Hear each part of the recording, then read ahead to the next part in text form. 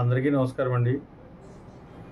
నా ఛానల్ని చూస్తున్న అందరికీ ధన్యవాదములు. ప్రత్యేకంగా నా ఛానల్ని సబ్స్క్రైబ్ చేసిన వారికి ప్రత్యేక ధన్యవాదములు. ఇప్పటివరకు నా ఛానల్లో 90,000 మందికి పైగా చూశారు. కానీ చాలామంది సబ్స్క్రైబ్ చేయట్లేదు. అది తెలియకో లేదా ఎందుకో తెలీదు, సబ్స్క్రైబ్ చేయట్లేదు. మీరు సబ్స్క్రైబ్ చేయడం వల్ల మరొక 10 మందికి వీడియో స్ప్రెడ్ అవుతుంది.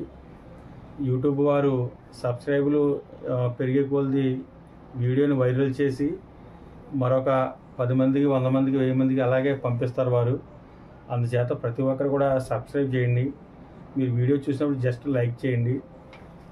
మీకు టైం ఉంటే కనుక మంచి కామెంట్ పెట్టండి మీకు టైం ఉంటే. అలాగే భజన కార్యక్రమం అనేది భజన చేసిన వారికే కాదండి, భజన విన్నవారికి, చూసిన వారికి, ఆ కార్యక్రమంలో పాల్గొన్న వారికి అందరూ కూడా భగవంతుడు ఒకే విధంగా చూస్తాడు. భజన నామస్మరణం మనకే కాదు, మన ఇంటికి కూడా మంచిది. ఎందుకంటే భజన కార్యక్రమాలైనా, పూజా కార్యక్రమాలైనా చేయటం వల్ల మన ఇంట్లో గ్రహ పీడలు ఉండవు. గృహం ఎప్పుడు కూడా కలకల్లాడుతూ ఉంటుంది. భజన పాటలో మీతో పాటే మీ పిల్లలకు కూడా వినిపించండి. వాళ్ళకి కూడా అర్థమవుతుంది భజన కార్యక్రమాలు ఎలా ఉంటాయి, పూజ ఎలా ఉంటుంది అనేది. వాళ్ళకు కూడా పూజా కార్యక్రమాలు మీరు డైలీ చూపిస్తారు, కానీ భజన అనేది చాలామంది పిల్లలకు ఇప్పుడు తెలియట్లేదు.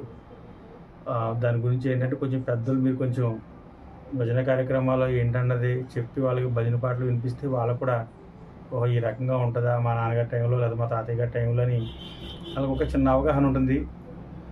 అది చాలా మంచిది. మన హిందూ ధర్మాన్ని నిలబెట్టండి, భజనలను ప్రోత్సహించండి, భజన కళాకారుల్ని ప్రోత్సహించండి. భజనలు చేయటం వల్ల మన ఆలయమే కాదు, మనమే కాదు, మన గ్రామం కూడా బాగుంటుంది. దయచేసి నా ఛానల్ని సబ్స్క్రైబ్ చేయండి, లైక్ చేయండి, ఒక మంచి కామెంట్ పెట్టండి. ఓం నమః శివాయ. వాసుదేవ, హరి వాసుదేవ. జై కనకదుర్గమ్మ తల్లికి జై.